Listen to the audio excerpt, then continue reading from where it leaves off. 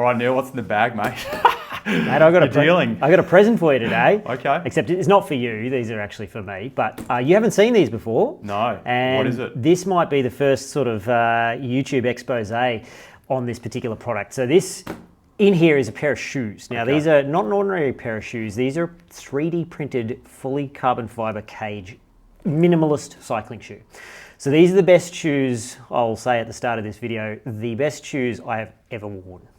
By an enormous margin for cycling. How much are they paying you, Neil? Mate, huge amounts. Yeah, I'm rolling it. Oh my goodness. I drove here in my new Mercedes, paid for by these guys. No, look. Sorry. These shoes have been developed by a company in the United States, and they reached out to me through a mutual acquaintance, Colby Pierce. Oh yes, we've mentioned Colby before. We've mentioned Colby before, a well-known bike fitter, ex-US track rider in the United States, and he reached out to me through these guys, or vice versa, and I managed to procure a set of these. Now, these are a prototype, so these are not the finished result, but they're pretty close.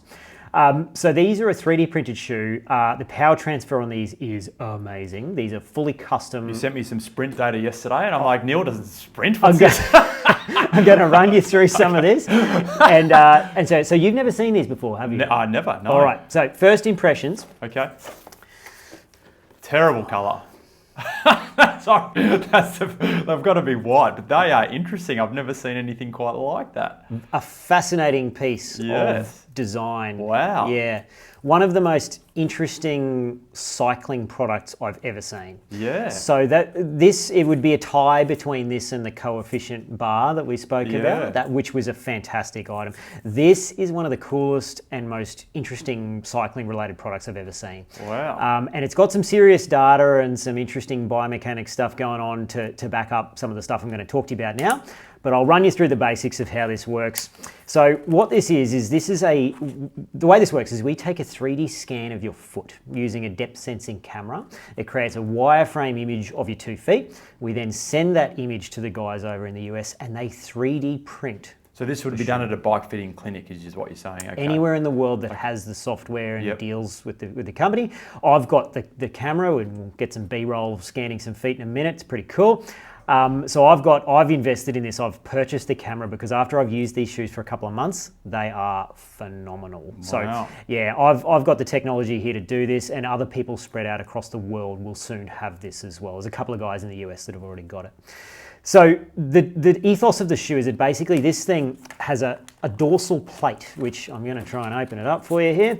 The dorsal plate opens up like this. You slide your foot in. They're exposed on my prototype version here, but on the proper version, they won't be exposed. But these are basically heat moldable pads, which sit on the dorsum of your foot on either side of the front of your ankle joint. And then there's a whole bunch more of them around the heel cup. Apart from that, there's nothing else in the shoe of any great note. There's no arch support. What? There's no arch support. Yeah. So first, doesn't this contradict everything that you say? Yes, it does. Okay. Yes. So I had a lot of difficulty reconciling how well these shoes worked and how they work until I rode them for a while and spoke to the guys in the US about how they've designed it. But what they've done is it's got no arch support. The sole plate is perfectly flat, and obviously it's molded around your foot, right? So there's clearance everywhere. If you've got bunions or a weird-shaped metatarsal head, doesn't matter because it's 3D printed around your foot. Each one of them is individual. So the dorsal plate opens up, cinches down using the boa on the back, and grabs the front of your ankle really strongly because the top is completely rigid. So it's not like a conventional shoe where the tongue is actually flexible. The top plate looks like the stiffest shoe I've ever seen anyone hold. So not that I watch many people hold shoes. So I'm going to give it to you now, and you're going to try and twist it. Oh my God, that is... So in the background here, Cameron's struggling with the shoe. You cannot. Yeah. There is no movement. The dorsal... It feels like it should be very uncomfortable. Yes, it does, yeah. The dorsal plate locks in with these little locking points, and you can basically control the pull down on the top of your metatarsal heads here and the pull down onto the front of the ankle joint using the rear boa. There's also a strap which you can put around the back if you're I've taken it off because it doesn't help me a lot. I've tried it with and without the strap. You'll see on their website, on the Law website, the strap is on there on the pictures, but I've removed it because it doesn't seem to add anything for my mind except a bit of weight. But I think if you're a bigger, more powerful guy, the power strap, they call it, would help when you're yanking on the pedal forwards, which is where this shoe excels, which I'm going to talk about in a minute. This power strap might help with even more rigidity around the ankle. So it also has, apart from no arch support, it has zero what we call toe spring. So toe spring is the curvature that you find under pretty much every cycling shoe under the metatarsal heads. So this is just flat. It's like putting your foot on a table or on the ground. There is no tension placed on the bottom of the metatarsals like this at all. So some cycling shoes have huge amounts of toe spring and some of them have very little. Like a Bont, for example, has very little. Something like a City has a fair bit, or a Shimano shoe has a fair bit of toe spring. So this is perfectly flat. Now the idea behind this, biomechanically, as far as I can tell from wearing them for a couple of months, is very, very curious. What they've done is they've removed the need for arch support and they've created what I would call a minimalist cycling shoe. This is sort of designed to let your foot do what it would naturally do without needing all of that external support. All of the stabilization comes from the rear foot. So it basically pulls across the front, the dorsum of your foot and cinches it in. And this feeling around the ankle joint is incredible. It's like it's holding you rigidly. And that's what stops the foot pronating. So they don't control foot pronation under the arch, they control it through the rear foot and the midfoot, which is fascinating. The forefoot is held in vertically so it can't move up and down, but it's left to splay as open, like as wide as you want in the toe box. So it is like wearing a minimalist shoe, except it's completely rigid. It's quite paradoxical. Even the sole plate is quite hard. And when I first wore it, I thought, there's no way this is going to be comfortable for 3 hours. But it is. I've ridden 4 hours in these and they're fantastic because they're perfectly molded around your foot. Right. Very, very interesting design. So the shoe is all about power transfer and that's what we should talk about now. So yes, they're comfortable, yes, they're stiff, but why would you buy this? And they are fairly expensive. The power transfer is insane, right? So until you've used them, it's very hard to explain this in a meaningful fashion. Because it's so rigid, you get a sense of being connected to the pedal all the time. And what I mean by this is particularly where most shoes tend to lack in this regard is as you come up over the top of the stroke, there's an initial give in the tongue system of the shoe with a flexible tongue shoe, where it basically, as your foot pulls forward, there's a bit of like a lag and then it sort of reaches the stretch point of the tongue before you can push down. And you never notice this if that's all you've ever worn. Like I've worn various different shoes over the years and I never thought about it until I wore this. Because it's completely rigid on the dorsal plate, as soon as your crank comes up over 12 o'clock, you've got the ability to push the ankle joint forward. So to me, it feels like there's a huge improvement in power transmission in the early part of the stroke. And then across that, because it comes on earlier, you feel like you're basically more efficient. And especially if you're a heel dropper like me, I come up over the top of the stroke and tend to rotate my foot back before I apply force. This shoe turns me into not a toe pointer, but it changes my pedal stroke. And you'll be able to see that in the footage, which I've got for you guys of me riding with these shoes.